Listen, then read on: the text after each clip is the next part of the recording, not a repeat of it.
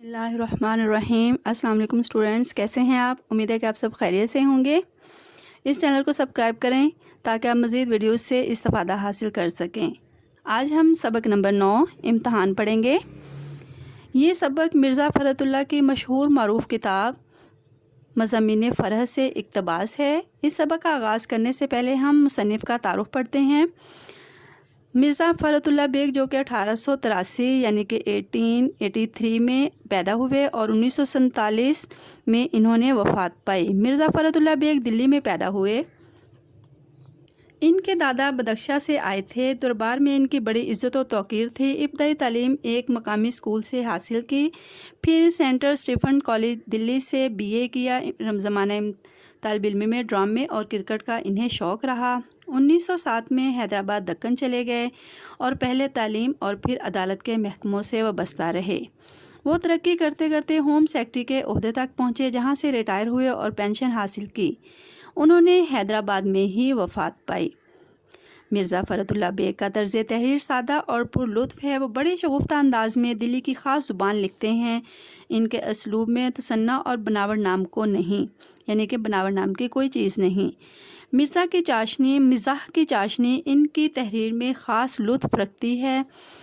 बकौले रशीद अहमद सिद्दीकी लिखते हैं, फ़रद के असलूब की नुमाया खूबी फ़िक्रों का इख्तिसार, यानी कि बहुत तवील बात को मुख्तसर जुमलों में बयान करने की ये खूबी रखते हैं। वह छोटे छोटे फ़िक्रों से रवां दवा इबारत का जादू जगाते हैं। फ़रद की तहरीरों में असलूब की यकसानियत मौज़े की हद तक कायम है। वो एक मज़मून को जिस रंग में शुरू करते हैं, इसी रंग में अंजाम तक पहुँचाते हैं। मिर्ज़ा फ़रहतुल्लाह बेग इब्तिदा में मिर्ज़ा अलम नशर के कलमी नाम से लिखते रहे। बाबा उर्दू डॉक्टर मौलवी अब्दुल हक और अज़मतुल्लाह ख़ान ने इनकी हिम्मत बढ़ाई। इनको यानी कि इस बात की इनको नसीहत की कि अपने नाम से लिखा करें। तो फिर इन्होंने क्या किया, वो अपने असल नाम से लिखने लगे। नज़ीर अहमद की कहानी, फूल वालों की सैर और दिल्ली का एक यादगार मुशायरा इनके यादगार मज़ामीन हैं। इनके मज़ामीन फ़रहत के नाम से शाया हो चुके हैं। वो क़ादिर कलाम शायर भी थे। मेरी शायरी इनके कलाम का इंतखाब है। अब सबक की तरफ चलते हैं। सबक इम्तहान, इसकी तदरीस के जो मकासद है, जो वजाहत कर रहे हैं मकासद, वो कुछ इस तरह के हैं। वो ये हैं, यानी कि इस सबक में तंज़ो मज़ाक के मफ़हूम को वाज़िया किया गया है, मायने इसके समझाए गए हैं। इसके अलावा इम्तहान की अहमियत से आगाही करवाई गई है। इसके अलावा बताया गया है कि इम्तहान में कामयाबी के लिए मेहनत और कुदरत की मदद यानी कि शामिल होती है। फिर ये भी बताया गया है कि नाजायज़ ज़रा से इम्तहान में कामयाबी के जो असूल के ख्वाहिशमंद तलबा होते हैं, उन्हें बाद में शर्मिंदगी का सामना करना पड़ता है। इसी तरह मिर्ज़ा ने एक मज़ाहिया अंदाज से इस सबक के अंदर अपनी ला क्लास पास करने का ज़िक्र किया है कि उन्होंने किस तरह ला क्लास का इम्तहान पास किया। आइए इनकी ज़ुबानी यानी कि पढ़ते हैं ये बुक से सबक को। सबक इन्होंने स्टार्ट किया है एक शेर से, जो कि मिर्ज़ा गालिब के शेर की पैरोडी है। जहाँ पे परचों लिखा हुआ है, वहाँ पे उन्होंने मरने लिखा था। तो इस यानी कि लफ्ज़ को चेंज करके उन्होंने इस क्या है, इस शेर में पैरोडी, उस शेर की पैरोडी की है। कहते हैं कि तालिब इल्म इम्तहान के नाम से घबराते हैं, जबकि मुझे उनके इस घबराने पर हंसी आती है। इम्तहान इंसान पर रत्ती भर भी असर नहीं होता इम्तहान का। हालांकि ये कोई इतनी बड़ी मुसीबत नहीं। इम्तहान की दो ही सूरतें हैं, फ़ेल या पास, यानी कि जब हम इंसान इम्तहान देता है तो उसके दो ही नतीजे सामने आते हैं, या तो फ़ेल होता है या पास होता है। लेकिन जूँ यानी कि जैसे जैसे इम्तहान करीब आते हैं, मेरे दोस्त और हम जमात परेशान और कमज़ोर हो जाते हैं। यानी कि उनकी बता रहे हैं कि उनकी ज़हनी हालत जो है मुख्तलिफ हो जाती है, यानी कि वो ज़हनी तौर पर परेशान हो जाते हैं और शक्लों से भी कमज़ोर दिखना शुरू हो जाते हैं, क्योंकि वो बहुत ज़्यादा पढ़ जो रहे होते हैं इसलिए।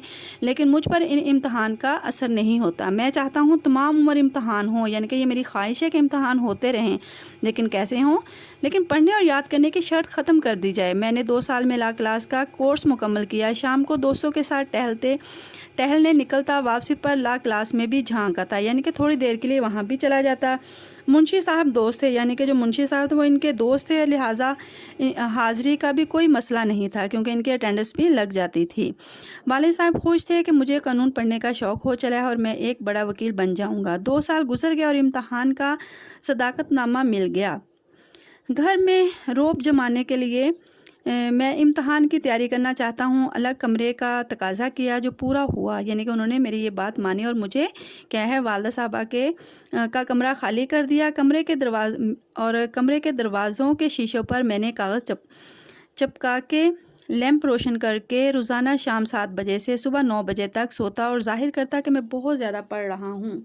اگر کوئی آواز دیتا تو کہہ دیتا کہ میری پڑھائی میں خلل مت ڈالا کریں۔ بعض اوقات گھر والے کہتے کہ اتنی محنت نہ کیا کرو، تو میں ان کو ایک لمبا چوڑا لیکچر زمانے کی ترقی کے دے دیتا۔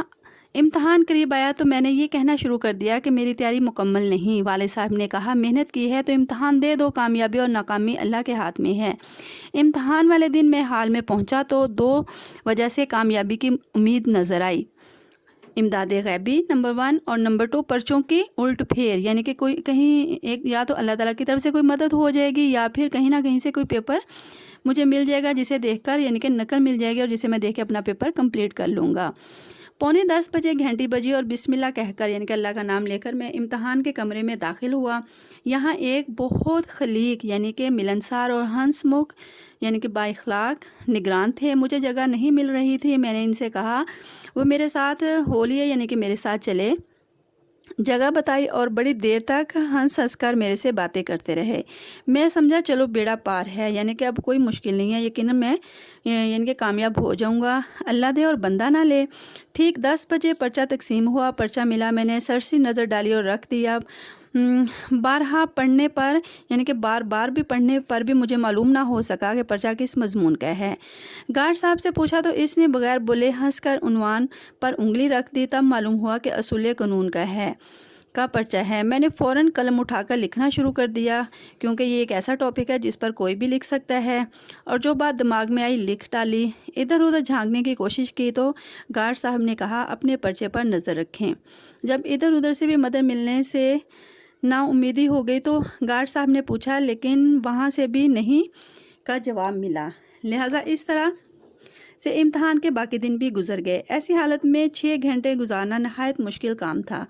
میں تو روز ہی آدھے گھنٹے بعد باہر نکل آتا، لیکن چونکہ والد صاحب روزانہ 11 بجے سے آ کے صحن میں بیٹھ جاتے، اس لیے مجبوراً میں آخری وقت تک ہی کمرہ امتحان میں بیٹھا رہتا۔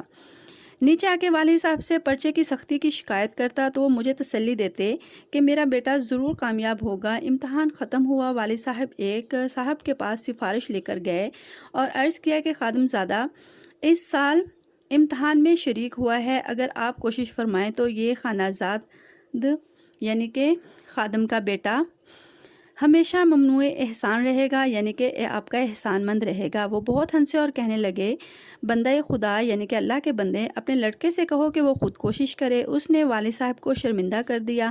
کچھ عرصہ بعد نتیجہ آیا تو میں بری طرح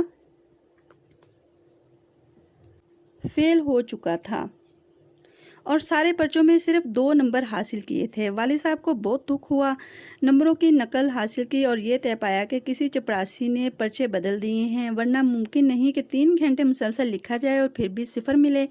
والد صاحب نے ممتحنین کو برا بھلا کہا، مجھے حوصلہ دیا اور آئندہ سال دوبارہ امتحان دینے کو کہا۔ یوں 1 سال مزید فرصت سے گزارنے کا موقع ہاتھ آ گیا۔ یہ تھا ہمارا سبق جو کہ اس چیز کی وضاحت کر رہا ہے کہ کسی بھی امتحان میں کامیابی حاصل کرنے کے لیے ذاتی محنت ہی کام آتی ہے۔ اگر محنت اور دل جمی سے امتحان کی تیاری نہ کی جائے تو طالب علم کامیابی کے لیے ناجائز ذرائع کا استعمال کرتا ہے، جس سے سوائے شرمندگی کے کچھ بھی حاصل نہیں ہوتا۔ اپنی دانش میں وہ دوسروں کو دھوکہ دیتا ہے، لیکن در حقیقت وہ خود فریبی کا شکار ہوتا ہے اور اپنے سوا کسی کو دھوکہ نہیں دے رہا ہوتا۔